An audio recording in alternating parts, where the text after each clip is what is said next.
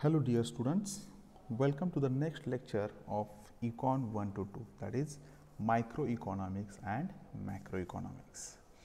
In today's video, we are going to start our second part of this course, that is macroeconomics. Okay, in first part we have discussed all about the microeconomics. From the lecture number 17, we are starting our second part, that is macroeconomics. Okay, so in today's video we are going to discuss about the meaning and definition of macroeconomics, then what is the nature and what are the different significance of macroeconomics, and the last point in today's video is macroeconomics paradox. Okay, so let's begin with the definition of macroeconomics. This macroeconomics is also called as the theory of income and employment. Okay, we can call macroeconomics as a theory of income and employment. Okay, so definition for the macroeconomics is, it is the branch of economic analysis which studies the behavior of not one particular unit but of all units combined together. Okay, so in the macroeconomics we are going to consider all the units which are working in a single economy. Okay, so the term this macros has been derived from the Greek word, that is macros, which means large. Okay, so thus macroeconomics is the study and analysis of the, we can say the analysis of an economy as a whole. It means all the different industries, different firms which are come under a single economy, that all industries we are going to consider in macroeconomics.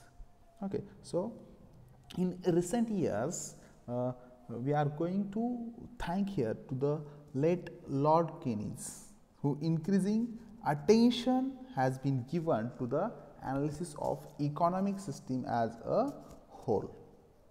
Okay, so in macroeconomics we study as it were the forest, whereas in microeconomics we study the trees. Okay, so with this example you can easily understand what is the difference between microeconomics and macroeconomics. In macroeconomics we study the whole forest area. Okay, but in the microeconomics we are going to study the single tree. Okay, so then next in the macroeconomics, which is concerned with the aggregate and averages of entire economy, such as national income, aggregate output, total employment, total consumption, savings and investment, then aggregate demand, aggregate supply, then general level of prices, etc. Okay, so these all the different concepts which are come under the macroeconomics. Okay, so in other words we can in the macroeconomics we study how these aggregates and averages of the economy as a whole are determined and what causes fluctuations in them. Okay, what are the different factors which are responsible for the fluctuations in the aggregates and average of the economy. Okay, then this macroeconomics deals also with how an economy grows, how economy of any country grows. Okay, so in other words it analyzes the chief determinants, the main determinants of the economic development and various stages and processes of the economic growth. So here again, for the economic growth of any economy, this macroeconomics is very important. Okay, so this part of the economic theory has been largely developed in the last 2 to 3 decades.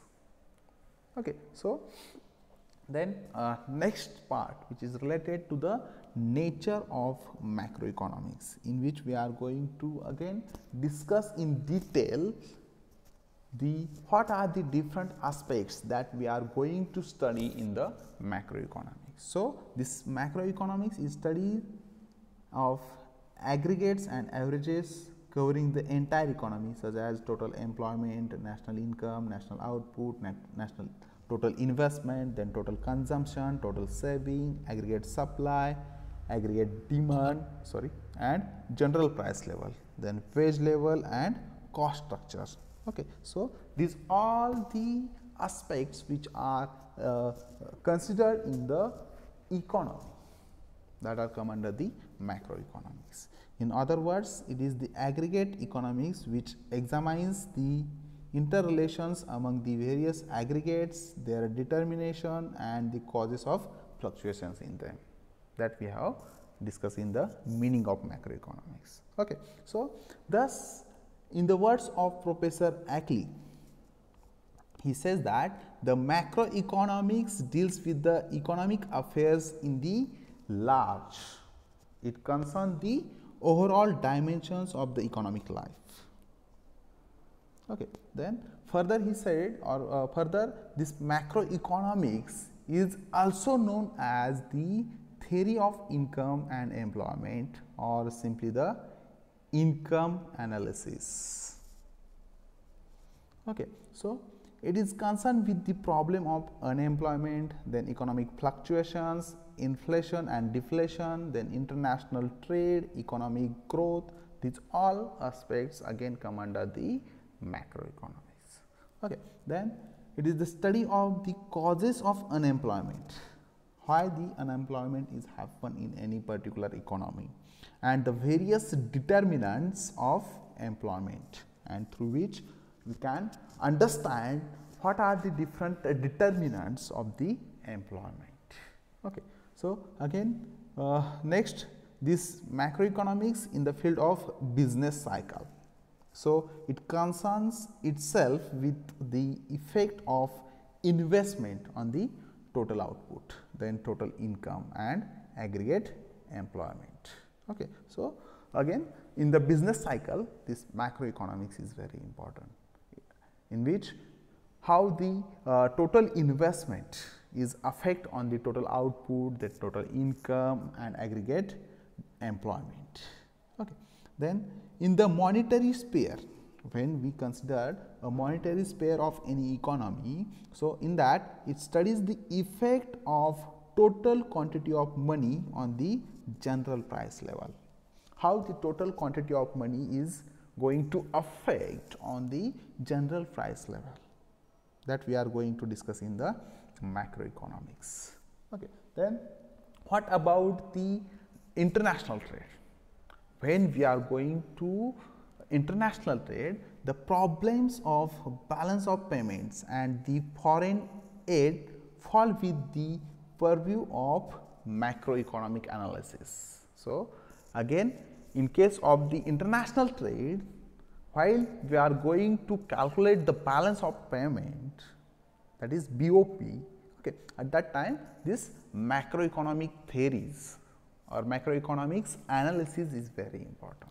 Okay. So, above all, macroeconomic theory discusses the problems of determinants of the total income of any particular economy and the causes of its fluctuations. Okay. So, the obverse of macroeconomics is microeconomics. Okay. As we can say here, the important part of the macroeconomics is again microeconomics. So, this microeconomics is the study of economic actions of individuals and small groups of the individuals. As we have discussed in the microeconomics lectures, the study of particular firms, particular households, individual prices, wages, incomes, individual industries, particular commodities, that come under the microeconomics. But in case of macroeconomics, this deals with the aggregates of these quantities, not with the individual incomes, but with the national income, not with the individual prices, but with the price level, not with the individual output, but with the national output. Okay. So, this is the nature of macroeconomics. Okay. So, again there are some factors which are very important in case of the macroeconomics. Okay. So, that we are going to discuss in the next point, that is the significance or the importance of macroeconomics. Okay. So, in that first one, that is the to understand the working of any economy, that we can easily understand with the help of these macroeconomic theories. Okay. So, the study of macroeconomics variables is indispensable for the understanding the working of any economy. So, our main economic problems are related to the behavior of total income, then total output, total employment and the general price levels in the economy.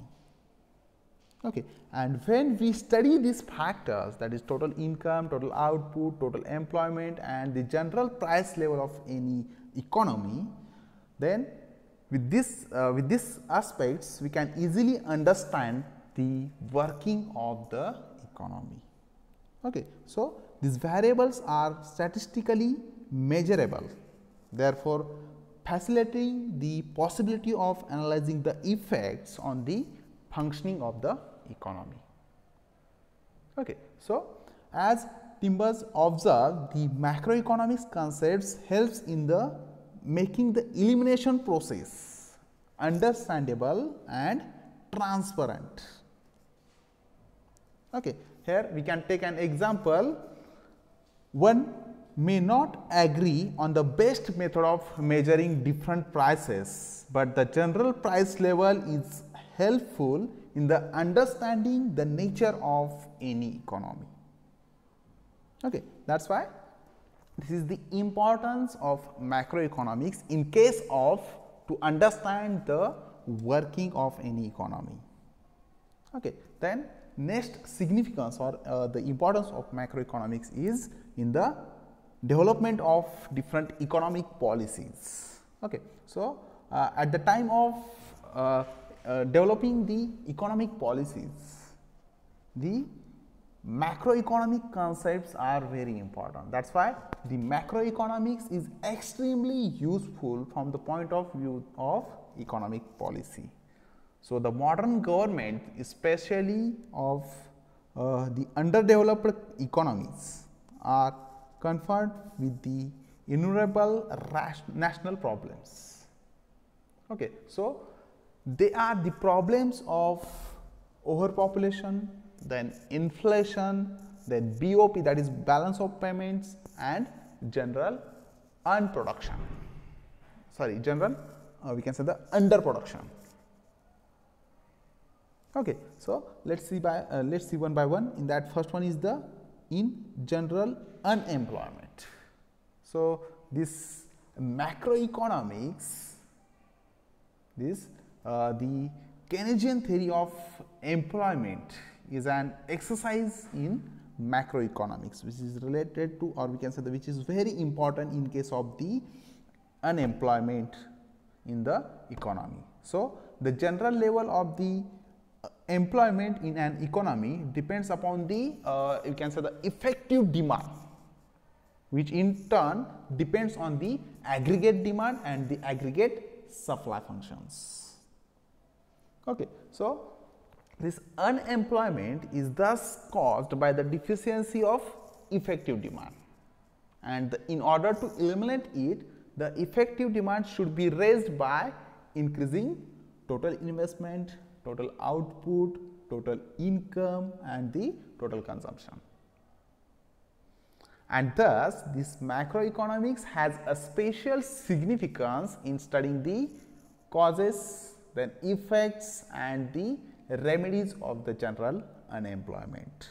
That is why this macroeconomics is important in case of the general unemployment. Okay. Then next importance in case of the national income. When we are going to measure the national income, at that time these macroeconomics theories are very important. So, the study of macroeconomics is very important for the evaluating the overall performance of the economy in terms of national income. So, with the advent of the Great Depression of 1930s, it becomes necessary to analyze the causes of general overproduction and general unemployment. And again this led to the construction of the data on national income, and this national income data helps in forecasting the level of economic activity and to understand the distribution of income among different groups of the peoples in the economy. Okay. Then this is related to the national income. Then next, in case of the economic growth. Okay. While talking about the economic growth, again this macroeconomic study is very important. It is on the basis of the macroeconomics, that is the resource and capabilities of the economies are evaluated. So, plans for the overall increase in the national income, output and the employment are framed and implemented so as to raise the level of the economic development of the economy as a whole. Okay. That is why again in case of the economic growth, this macroeconomics is very important. Okay. Then next, which is related to the monetary problems. So,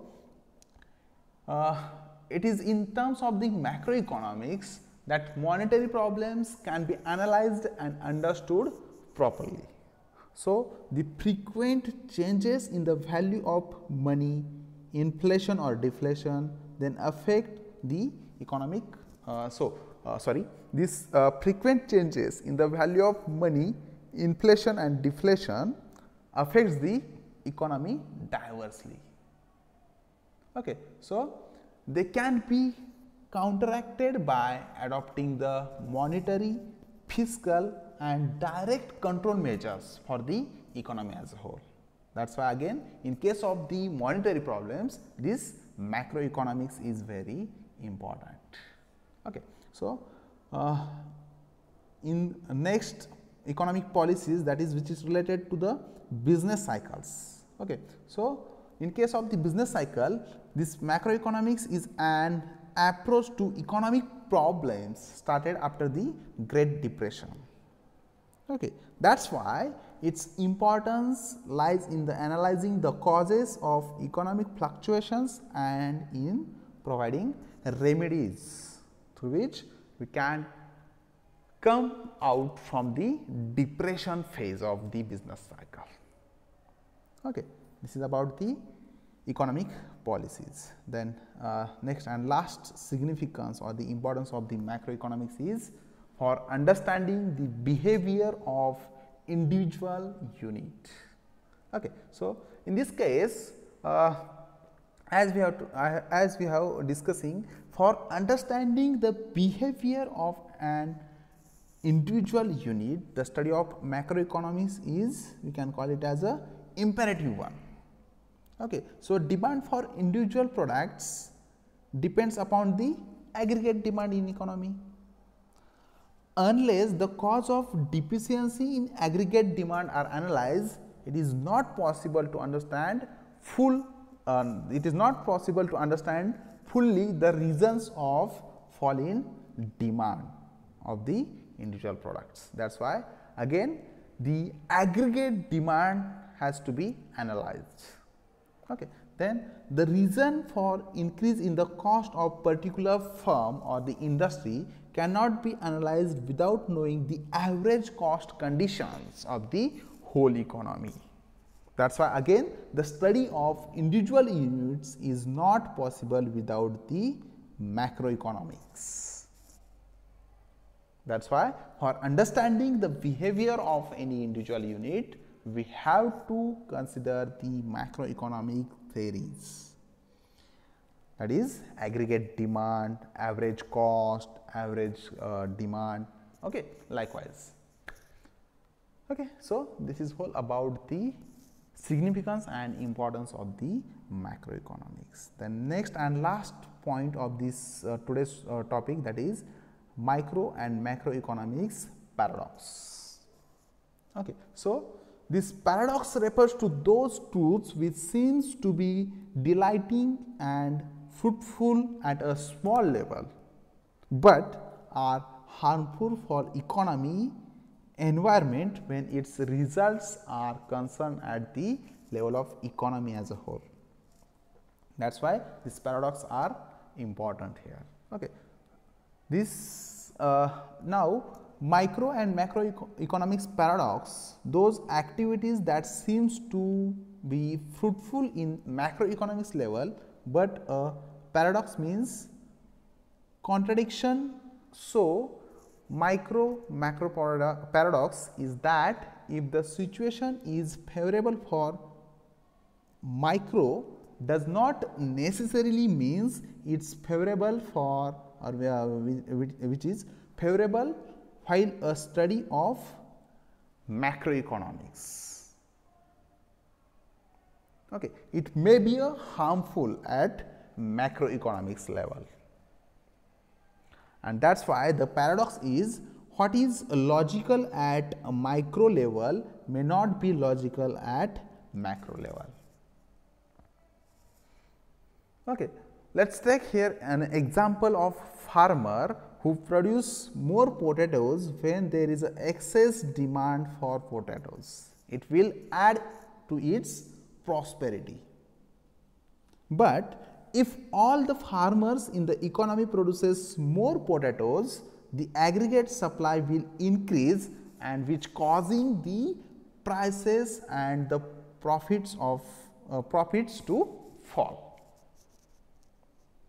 That is why here this macroeconomics paradox is important. When a single farmer produces more potatoes, when there is excess demand of potatoes, it will add to its prosperity. But if all the farmers in the economy produce more potatoes, the aggregate supply will increase, and which causing the prices and the profit to fall. Okay.